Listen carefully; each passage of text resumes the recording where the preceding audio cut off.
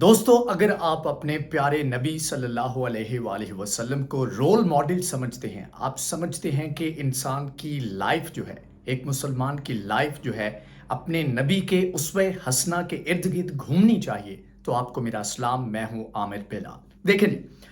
اب جذبات تھوڑے سے ٹھنڈے ہوئے ہیں،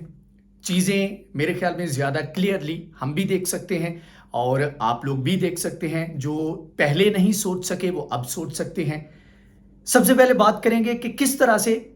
مدینہ منورہ کے اندر، مسجد نبوی کے اندر اور احاطے کے اندر، ایون کہ مارکیٹ کے اندر جو واقعات ہوئے ان کو کس طرح سے مینیپولیٹ کرنے کی کوشش کی گئی، اور اس کے بعد جن کے اوپر الزامات لگائے گئے ان کے بیانات کیا ہیں، اور اصل میں کیا واقعی یہ پورا پلان کر کے یہ ہلڑ بازی کی گئی، یہ نعرے بازی وہاں پر کی گئی، یا پھر یہ جنرل پبلک کا ایک نارمل نیچرل ریئیکشن تھا جو کہ وہاں ہمیں دیکھنے کو ملا۔ ساتھ میں کچھ پیرامیٹرز ہیں، کچھ چیزیں ہیں جو کہ ڈسکس کرنا ضروری ہے اس تمام تناظر میں، کہ کیا مساجد جو ہیں وہاں پر دنیاوی چیزوں کو ڈسکس کیا جا سکتا ہے یا نہیں، دنیاوی چیزیں ہوتی کیا ہیں،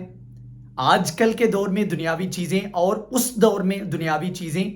جب کہی جاتی تھیں تو اس کا مطلب کیا ہوتا تھا۔ تو یہ ساری چیزیں ان کے اوپر ڈسکس کرتے ہیں۔ سب سے پہلے عمران خان کے اوپر الزام لگا کہ عمران خان نے یہ سارا کچھ کروایا، لیکن میرے خیال میں یہ وہی غلطی ہے جو اس سے پہلے جب عمران خان کی حکومت گرانے کی تیاری کی جا رہی تھی تو اس وقت جس طرح کے سروے دیے گئے، یہ اسی طرح کی مس گائیڈ کیا جا رہا ہے، مینوپلیٹ کیا جا رہا ہے اور غلط انفارم کیا جا رہا ہے کہ یہ صرف پی ٹی آئی کے لوگ تھے۔ اب دیکھیں، ہونا تو یہ چاہیے تھا کہ اب اس بحث میں نہیں پڑتے کہ مسجد کے اندر ہوا، مسجد کے باہر ہوا،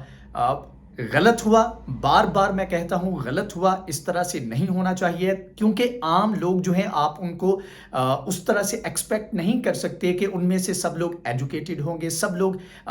سیم چیزیں جو ہیں ان کا دھیان رکھیں گے۔ تو اگر ابھی اس چیز کی مذمت نہ کی گئی تو کل کو یہ مسجد کے اندر بھی ہو سکتا ہے اور مقدس مقامات کے اوپر یہ ایک ریت پڑ سکتی ہے، تو اس بحث میں نہیں جاتے۔ لیکن عمران خان نے اس کے اوپر کہا کہ میں کیا، میری جگہ پر کوئی بھی جو اللہ کے نبی سے محبت کرتا ہے وہ سوچ بھی نہیں سکتا کہ اس طرح کی ہلڑ بازی یا اس طرح کے نام لے کر کوئی چیزیں جو ہے وہ کی جائیں۔ لیکن یہاں پر سوال کھڑا ہوتا ہے کہ کیا حکمران جو ہے اس سے کویسچن کیا جا سکتا ہے؟ اب دیکھیں، کویسچن کرنے کا طریقہ بالکل مختلف ہے۔ اب یہاں پر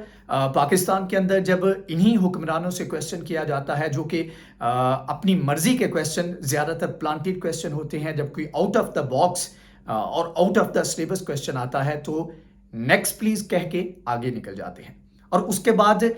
کوئی بھی بشمول عمران خان کے کوئی بھی ایسا لیڈر نہیں ہے جس کے بیانات کے اندر تضادات نہ ہوں۔ اب اس میں دیکھنے والی چیز یہ ہے کہ ڈیلیبریٹلی کون کرتا ہے، ڈیلیبریٹلی کس طرح عوام کو مینیپولیٹ کیا جاتا ہے، اور جان بوجھ کر کرنے کی بجائے جو غلطی ہو جاتی ہے وہ کس طرح سے ہے۔ اب اس کے لیے عوام کو تھوڑا سا اپنی آنکھیں کھلی رکھنی چاہیے۔ چھوٹی سی مثال دوں گا جس سے میرے خیال میں سمجھ میں آ جائے گا کہ حکمرانوں سے کویسچن کیا جا سکتا ہے کہ نہیں۔ پہلی بات تو یہ ہے کہ اسلام کے اندر جو پیرامیٹر ہے وہ یہ ہے کہ اللہ کے نبی نے فرمایا کہ تم میں سے ہر کوئی اپنی رعایا کا حاکم ہے، اور ہر حاکم سے اس کی رعایا کے بارے میں سوال کیا جائے گا، چاہے آپ گھر کے حاکم ہیں، چاہے آپ عوام کے حاکم ہیں، اور خاص طور پر جو عوام کا حاکم ہے اس کے اوپر رسپانسبلٹی زیادہ آتی ہے، وہ ایک خادم کی حیثیت سے ہوتا ہے، خدمت کرنے کے لیے عوام کی ہوتا ہے، حکمرانی کرنے کے لیے نہیں۔ اسلام کا کانسیپٹ ایٹ لیسٹ اس طرح کا نہیں ہے۔ چھوٹی سی مثال ہے، حضرت ابوبکر کے دور میں ان کا جب ان کو خلیفہ بنایا گیا تو ایک مرتبہ حضرت عمر نے حضرت ابوبکر کو دیکھا کہ وہ کہیں پر جا رہے ہیں اپنا جو ہے وہ ذریعہ معاش کے سلسلے میں، تو انہوں نے کہا کہ اے امیر المومنین، میرے خیال میں امیر المومنین کا ورڈ جو ہے یہ حضرت عمر کے دور میں شروع ہوا تھا، تو انہوں نے کہا کہ اے ابو بکر، آپ کیوں جا رہے ہیں؟ جو ہمارے جو آپ کے خلافت کے معاملات ہیں یا جو عوام کے مسائل ہیں وہ کون دیکھے گا اگر آپ اپنے کام جو ہے اس طرح وہ کرتے رہیں گے؟ تو انہوں نے کہا کہ मेरे पास इसके अलावा रास्ता नहीं है, मैंने अपने घर वालों का पेट भी पालना है। तो इसके ऊपर एक ऐसे समझ लें कि मजलिस शूरा बैठी, उसमें हज़रत अली भी थे और दीगर जो जय्यद सहाबा थे उस वक़्त तमाम तर मौजूद थे। हज़रत अली के मुताबिक, उनकी सजेशन के मुताबिक उस वक़्त ये एक पैरामीटर तय किया गया कि जो एवरेज वहाँ पर मज़दूर हैं उस वक़्त उस एरिये के अंदर, तो उनकी जो एवरेज उजरत है उसके हिसाब से जो है वो तय कर दी जाए, एक वजीफा जो है मुकर्रर कर दिया जाए। अब वो वजीफा कितना था? ईद से कुछ दिन पहले हजरत अबू बकर की वाइफ उनको कहती हैं कि क्यों ना हम भी कुछ मीठा बना लें, और ईद आ रही है और तमाम तर लोग जो है इसके ऊपर बनाते हैं। तो हजरत अबू बकर ने फरमाया कि मेरा वजीफा इतना नहीं है कि मैं जो है ये चीज़ें अफोर्ड कर सकूं। तो उन्होंने कहा कि नहीं, आप मुझे इजाज़त दें, मैं अपनी तरफ से अगर कुछ इसका अरेंज कर सकूं। उन्होंने कहा ठीक है। ईद के दिन मीठी चीज़ बन गई और उसके बाद हज़रत अबू बकर ने पूछा कि आपने ये कहाँ से बनाई? उन्होंने कहा कि बैतुल माल से जो आम जो लोग थे, अवाम के लिए जो चीज़ें या खाना जो है वो अनाज आया करता था, तो उनमें से मैं कुछ थोड़ा सा साइड पे रख लेती थी और उसके बाद वो इकट्ठा होते होते इतना हो गया कि मैंने बाद में जाके उसको बाजार में बेचा और उसके बदले में ये मीठी चीज़ ले आए। तो इसके ऊपर हज़रत अबू बकर ने फौरी तौर पर जो खजानची थे उनको बुलाया और उनको कहा कि ये इस तरह से मेरे घर से ये इतना जो है ये अनाज जो है ये जाता रहा, उसका जो है वो वापस किया और साथ में कहा वो जो एक गिलास या जितनी मिकदार वो अलग करती रही हैं, उन्होंने कहा कि इसके बाद जो मेरे घर में जो मेरे लिए अनाज आए उसमें से एक गिलास कम भेजना, क्योंकि एक गिलास कम भी होगा तो मेरे घर का गुजारा हो जाएगा। तो ये वो लीडर थे,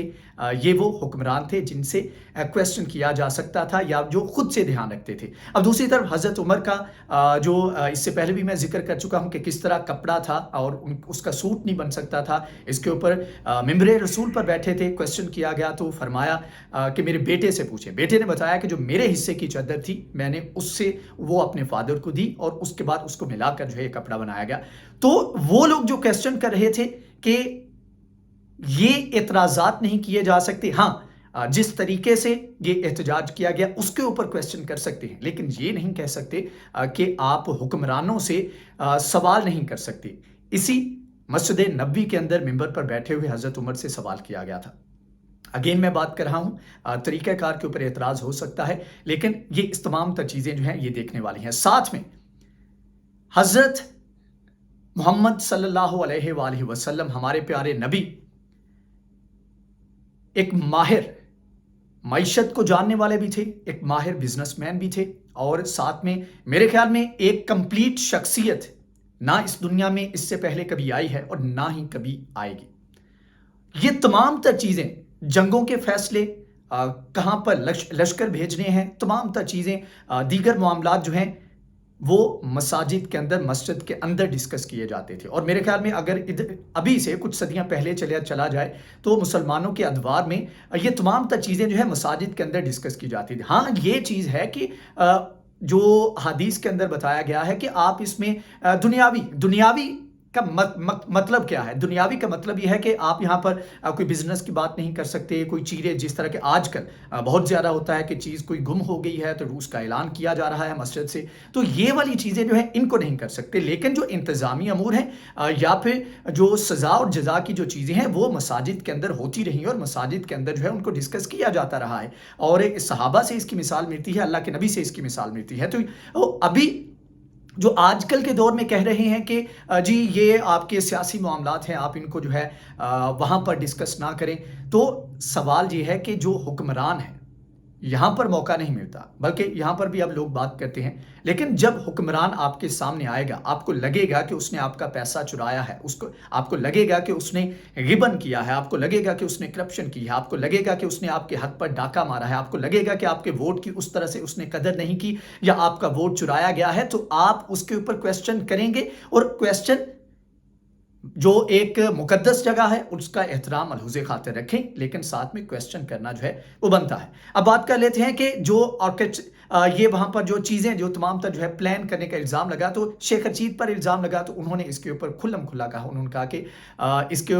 इसके अंदर ना मेरा कोई हाथ है, ना मैं इसके बारे में सोच सकता हूँ और ना ही मैंने इसका कोई प्लान किया था। इसके अलावा जो दीगर 1-2 लोग थे, उनके ऊपर भी इल्ज़ामात लगे। तो तमाम तर इट टर्न्ड आउट कि बहुत सारी जो वीडियोस थी उनके अंदर फेक एडिटिंग की गई पहले, और उसके बाद फिर सेम वीडियोस जो कि हुकूमती अरकान की थी, इवन कि एक बिलावल भुट्टो की वीडियो जो कि मैंने गलती से शेयर भी की, उसका जब बाद में पता लगा तो उसके अंदर भी साउंड बाद में ऐड की गई थी, जहां पर जिसमें नारे लगाए गए थे बिलावल भुट्टो के हक में। तो दोनों चीजों से इसको गलत इस्तेमाल किया गया। और सबसे बड़ा मेरे ख्याल में, आप माने ना माने, लेकिन मेरा सबसे बड़ा इतराज है जो लिबरल, जो एक सो कॉल्ड कुछ ठेकेदार, ठीक है, वो जब बात करते हैं, दीगर जब इस्लाम के बारे में बात आती है तब वो बात नहीं करते, लेकिन एक एजेंडे के तहत वो इस्लाम की जो आयात हैं, कुरानी आयात हैं, उनका हवाला देते भी नजर आए, और साथ में इस्लाम को एक तरह से मस्जिद नबी की हुर्मत का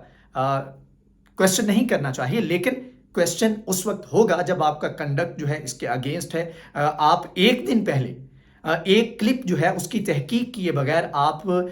उसको गलत तरीके से अवाम में फैलाते हैं, मजहब कार्ड का इस्तेमाल करते हैं, और दूसरे दिन वही चीज अगर आपके अगेंस्ट होती है तो आप उसके ऊपर एतराज करते हैं। तो ये वो चीजें हैं, ठीक है, सारा कुछ है, लेकिन खुद को एजुकेट करने की जरूरत है, क्योंकि जितना सेंसिटिव मामला है, ये लोग, ये पॉलिटिशियन जो हैं उसको उतना ज़्यादा एक्सप्लॉइट करते हैं, आपके जज्बात से खेलते हैं, और आप देखेंगे कि इस चीज़ को आने वाले दिनों में मज़ीद जो है वो यूज़ किया जाएगा। एक इल्ज़ाम लगाया जाता है, उसकी तहकीकात होती नहीं, उसकी हकीकत के बारे में पता नहीं होता, लेकिन उसको स्टैब्लिश करके उसकी बुनियाद के ऊपर एक और इल्ज़ाम लगा दिया जाता है, और पहला इल्ज़ाम नीचे चला जाता है कि पता नहीं वो गलत था या ठीक। तो ये तरीका वारदात है जिसके बारे में ख़ास तौर पर, आप किसी भी जमात से हैं, ख़ास तौर पर आपको अवेयर होने की ज़रूरत है। तो आपकी राय क्या है इस तमाम तर सूरत हाल के बारे में? अगेन आई एम सेइंग कि जो हुआ, जिस तरीके से हुआ, वो गलत था, लेकिन क्वेश्चन जो है वो हुक्मरानों का उनसे हो सकता है, और एक एहतियात और इखलाकियात के दायरे में रहकर होना भी चाहिए जहाँ भी हो। अगेन आपकी जो राय है वो मेरे लिए बहुत अहमियत रखती है। अपना फीडबैक लाजमी दीजिएगा। Thank you so much.